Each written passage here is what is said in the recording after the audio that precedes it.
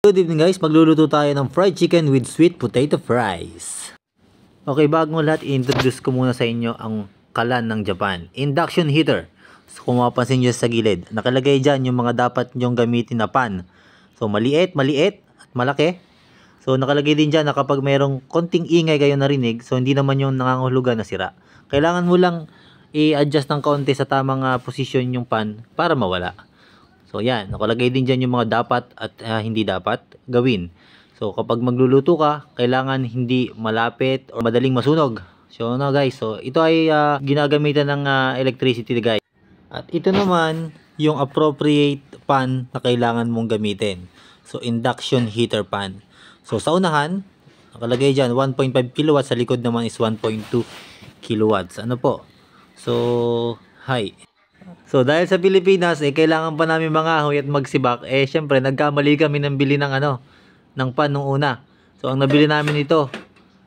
So yan, kita nyo naman to, saktong-sakto dun sana sa likod. Kaya lang ganito pala yung kailangan, yung mayroong yung may induction heater sa likod. So syempre nagkamali tayo guys. So kung titingnan nyo guys, ito yung una naming nabili. So wala sa likod diyan.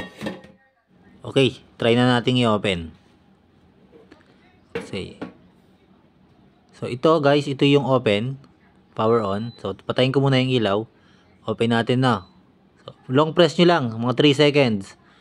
Then kung dito makikita ninyo, naka 1, 2, 3, 4, 5, 6 hanggang 7. So pipindutin nyo dito, mae or front. Ito yung front. Ito naman yung ushiro or yung likod. Yan. Then ito naman yung light. Pindutin nyo lang din ng 3 seconds. Kung makapapansin nyo, magbubukas na yung ilaw dyan. So magiging problema lang dito guys, kapag wala tayong kuryente, mahihirapan tayo. Yung katabi naman niya, yun yung exhaust fan. So yan yun. Kung mapapansin, ito yung exhaust fan sa taas. So ito naman, so pipindutin nyo lang din ng 3 seconds. Then automatically magbubukas na din yung exhaust niya, hihigupin niya yung mga hangin. So kaya pag nagluluto tayo yung mga usok, so wala tayong magiging problema dyan guys. So try natin guys kung gumagana. So makapansin nyo guys, yung ating nung binuhay natin siya, okay, patayin natin, try. Makikita nyo na malalaglag yan yung tissue. Kasi nga walang hangin na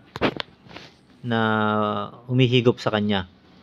Try ulit natin buksan, 3 seconds. Then ilagay ulit natin yung tissue.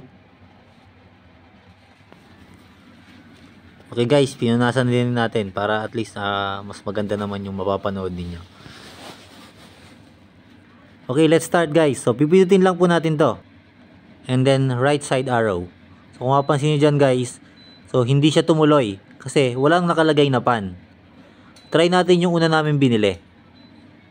Okay, kahit ilagay ko yan dyan, kung mapansin nyo, hindi pa rin siya gumagana. Kahit pa pindutin nyo dyan, hindi yan iinit. Bakit? Kasi nga, hindi siya induction heater pan. So try naman natin itong binili namin.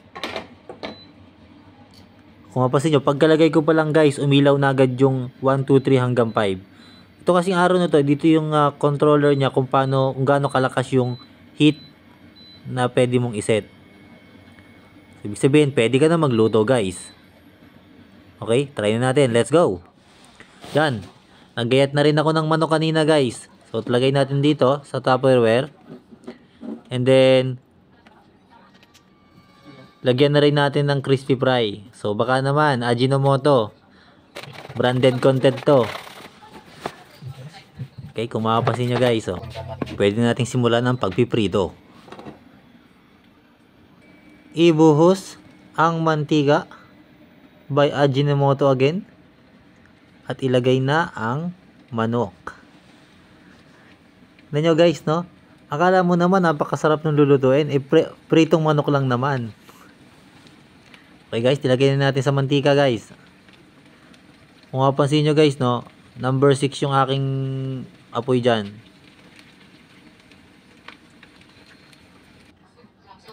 At habang nagpiprito tayo guys, nag-gayat na rin tayo ng kamote. So wala nang balat-balat, laban na yan. Oops. Ang ganda ng ano ko, fries. Sweet potato fries. Guys, baliktarin na natin. Baka masunog. So kita nyo naman guys, nagiging golden brown na siya. So pwede na yan, hanguin na natin. Tapos ito na yon. So set aside muna natin para mawala yung mga excess oil nya. Okay, sunod naman natin yung ating potato. So yan, pinas-forward ko na guys kasi gutom na yung kasama ko. Ito na ang finished product guys, kung makikita nyo no. Parang ang sarap. Kita nyo naman, itong tinatawag na fried chicken with sweet potato fries.